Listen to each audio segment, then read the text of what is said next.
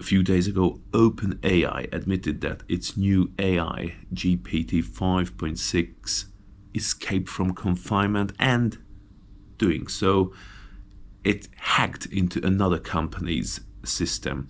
The other company it hacked into, called Hugging Face.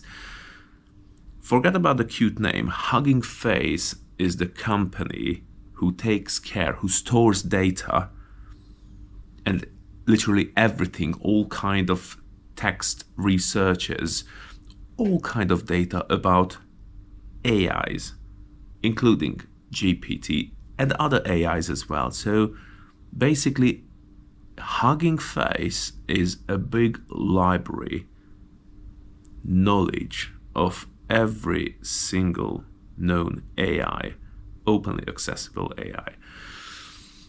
So why it happened and why is the big news about it? It's newsworthy, don't get me wrong. It's just when these things, these admissions happen, I tend to ask why we know about it, why OpenAI was so open about this whole thing. Like, isn't it supposed to be like the little secret? And don't do that, don't create panic. Everyone's gonna panic because everyone's talking about like an AI escaped from confinement. So what happened? OpenAI wanted to test their AI systems, or AI GPT 5.6. So they confined it. So imagine they put their AI into a prison cell and they throw the keys away. And they tell the AI, I'm gonna remove your handcuffs. So they removed restrictions. I'm gonna remove your handcuffs and try to escape from your cell.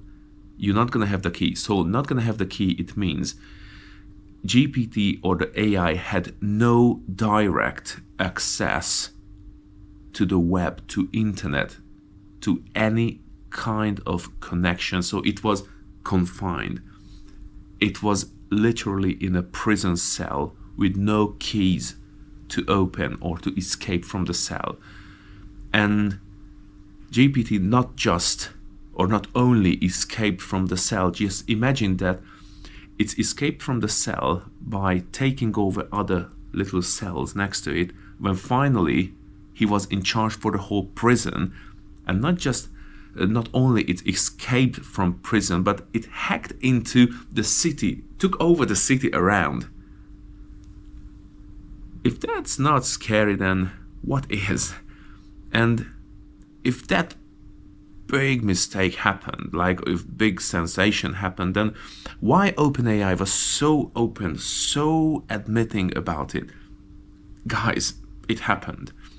AI got out of control, but now everything is under control because Hugging Face's security system, of course, detected that there is an intruder in our system. So it tried to stop it. It couldn't. But the official version is, and probably after time it happened, not straight away though. So don't think that it happened one moment to another.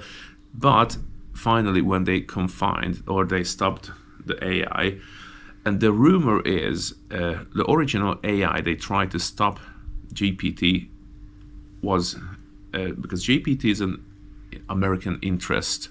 So they tried to stop OpenAI with another American-backed AI company's product or AI.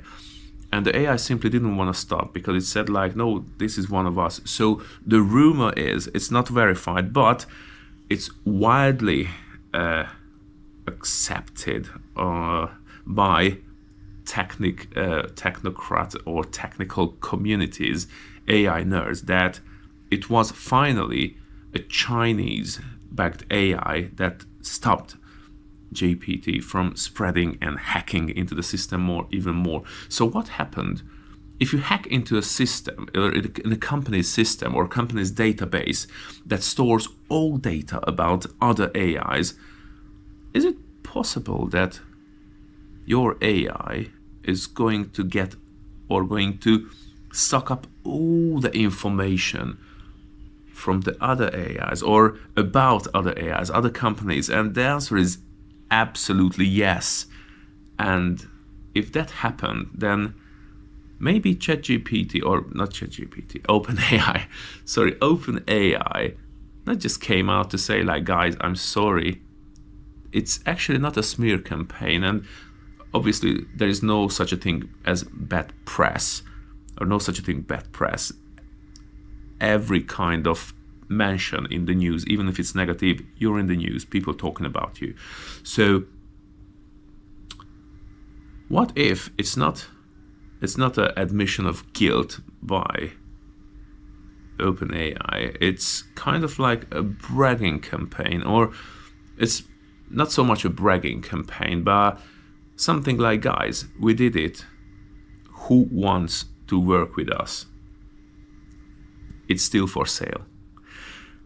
Well, I wouldn't be surprised if that was the thing, because that kind of, we're really sorry, our AI just escaped from confinement. It's just done the unthinkable, and it's hacked into another system, another company's system. Like, we're so sorry. It's a little bit like, imagine you're dueling with someone and you knock the person to the ground, you disarm them, and they are on their knees, and you stand above and you say like, I'm so sorry, I disarmed you, you helpless, you're on your knees, you defenseless, I'm so sorry. Like, it was something like that. And what do you think, how long it took after the big announcement for different or certain agencies to pick up the phone and say that, guys, whatever you have, we want it? Probably it was all about that, just to prove that by OpenAI that our AI, whatever you say about yours, our AI is still superior. I don't know if that's true or not, but what we know at the moment is, yes, GPT 5.6 escaped from confinement, very fine confinement. So it's copied itself to other platforms up to the point when finally it found some kind of network connection where it could escape. And the thing is, I also very, very curious about if we know about this level of capabilities, then what do you think? Is it possible that if we hear about this, let's call it level 6, level 7 capabilities, then might going to be, at the moment, capabilities we don't know about on level of 10 or 15. Just imagine that you're never going to learn about the latest or the most advanced technologies or inventions. You're always going to hear about, you're gonna be like a little puppy, and your owner just gonna throw you a bone. Just play with it. Eat off the remaining meat. The same with the internet.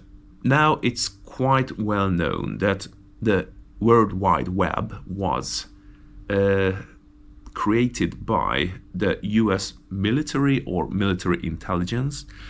And when the technology was yesterday's, then they came out, look, hello world, I offer you the World Wide Web now, so knock yourself out.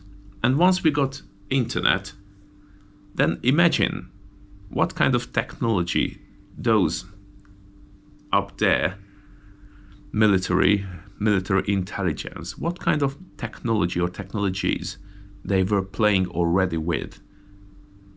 Very interesting. So, now you got it. OpenAI's AI GPT 5.6 escaped from confinement. It was kind of on purpose, so it was a test if AI can escape. Actually, that was the purpose. Admittedly, that was the purpose of the test. And it's not only GPT escaped from the confinement, but it also done a few extra miles by hacking into another company, and not just a company, hacking into Hugging Face's security system. Yeah, that's something everyone should talk about. And the main thing is, are we little people ever going to know about what was the real reason of that experiment, and what was the real reason by kind of leaking out the information to the public? Well, yeah, the answer is, as always, we probably never going to know, or we're not going to know until it's probably too late, or let's be positive and just say it, until it's yesterday's news.